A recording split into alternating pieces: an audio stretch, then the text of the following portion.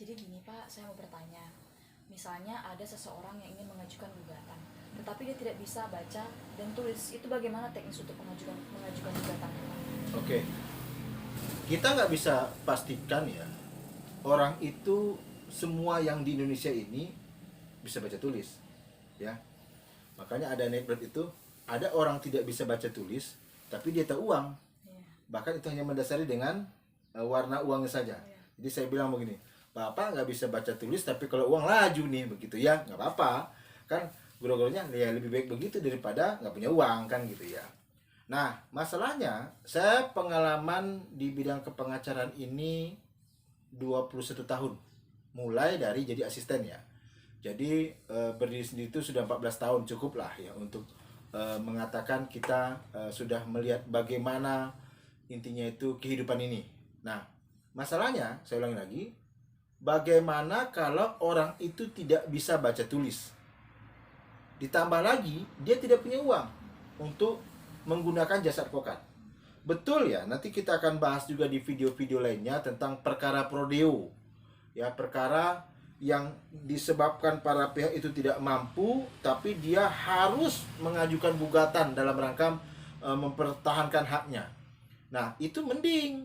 Kenapa? Karena dia prodeo, lalu kemudian dia tidak bisa baca tulis, dia tinggal menceritakan kepada pengacaranya atau advokatnya untuk mengajukan gugatan. Masalahnya sekarang bukan itu, ya. Masalah sekarang adalah bagaimana jika di kota itu nggak ada advokatnya, begitu, ya. Nah, tapi kita tarik dulu ke belakang. Bagaimana ketika orang itu bisa baca tulis, begitu ya. Nah, teman-teman semuanya, yang jelas sepanjang orang itu bisa baca tulis, maka gugatan itu harus diajukan secara tertulis. Ya, di sini disebutkan gugatan diajukan secara tertulis yang ditandatangani oleh penggugat atau kuasanya yang sah. Dalam hal ini harus advokat. Ya. Jadi kalau dia tidak punya hubungan darah semenda, nanti kita bicara juga satu saat tentang kuasa insidentil namanya ya. Jadi yang namanya kalau saya nih ingin mengajukan gugatan Mbak Mita, saya tidak bisa mengajukan sendiri, maka saya harus menggunakan kuasa. Nah, kalau kuasanya ada dan kuasa itu haruslah seorang advokat. Nah, nanti bagaimana bisa menjadi seorang advokat, kami akan bikin videonya, mudah-mudahan bisa memberikan pemahaman, kemudian pengetahuan bagi teman-teman siapapun yang ingin menjadi advokat ya.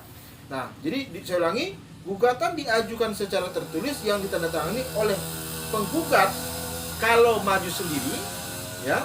Jadi saya tidak menggunakan jasa advokat Pak, tapi saya bisa baca tulis. Ya sudah, buatlah gugatan itu, kemudian tanda tanganilah dan bawalah ke pengadilan. Nanti Anda akan ada yang namanya PTSP ya Mbak Mita ya. Jadi kalau di setiap pengadilan itu ada namanya PTSP, silakan nanti konsultasi di sana, Anda akan dituntun. Mulai berapa rangkap yang harus dibuat, kemudian berapa biaya yang harus dibayarkan. Karena nanti ada yang namanya POP atau panjar ongkos perkara. Bayar itu dulu. Karena tidak mungkin perkara itu kalau Anda bukan tergolong dengan perkara-perkara prodeo akan bisa bersidang tanpa biaya. Ya, pasti ada biayanya. Kenapa? Karena tentu ada yang namanya biaya sekretariat, contohnya kayak kertas, kemudian juga biaya pemanggilan, dan jangan heran, Pak kok mahal? Ya, perhatikan dulu, tergugatnya itu jauh nggak dari pengadilan. Kalau jaraknya mungkin ya kurang lebih 1 kilometer nggak masalah. Tapi kalau harus umpamanya melewati bukit, laut, gunung dan sebagainya, tentu itu biasanya mahal teman-teman semuanya. Kita kan tinggal di Indonesia yang secara geografis itu memang terdiri dari begitu banyak bentuk daratan dan lautan. Nah, bagaimana kalau tadi Mbak Mita, jika tidak bisa membaca dan menulis, ya? Karena rasanya ada nggak sih orang yang bisa baca tapi nggak bisa nulis? Atau ada nggak sih orang yang bisa menulis nggak bisa baca? Mungkin kalau masalah bahasa Inggris ada orang yang pasif atau aktif ya. Tapi saya asumsikan dia tidak bisa membaca dan menulis. Nah, di sini disebutkan penggugat yang tidak dapat membaca dan menulis dapat mengajukan gugatannya secara lisan di hadapan Ketua Pengadilan Negeri. Selanjutnya Ketua Pengadilan Negeri memerintahkan agar gugatan tersebut dicatat. Silakan baca pasal 120 HIR dan pasal 144 RBG. Apa poin pentingnya? Gugatan itu toh ujung-ujungnya haruslah secara tertulis. Kenapa? Nanti disampaikan secara lisan, kemudian diperintahkan agar gugatan tersebut dicatat. Nah, gugatan tadi yang sudah diajukan secara tertulis, sudah juga dicatat teman-teman semuanya, itu akan disampaikan ke pengadilan negeri, kemudian diberikan nomor dan didaftarkan dalam buku register setelah penggugat membayar biaya panjar perkara ya atau POP tadi yang besarnya ditentukan oleh pengadilan negeri. Jadi yang kalau ditanyakan siapa sih yang akan nanti menentukan biayanya, maka itu adalah pengadilan negeri. Berdasarkan apa? Pertama, bisa satu, apabila jumlah tergugatnya banyak, mesti lebih mahal. Dua, jaraknya seperti apa? Jangan-jangan nanti tergugatnya bukan berada di Indonesia, contohnya. Jangan-jangan tergugatnya berbeda provinsi, umpamanya.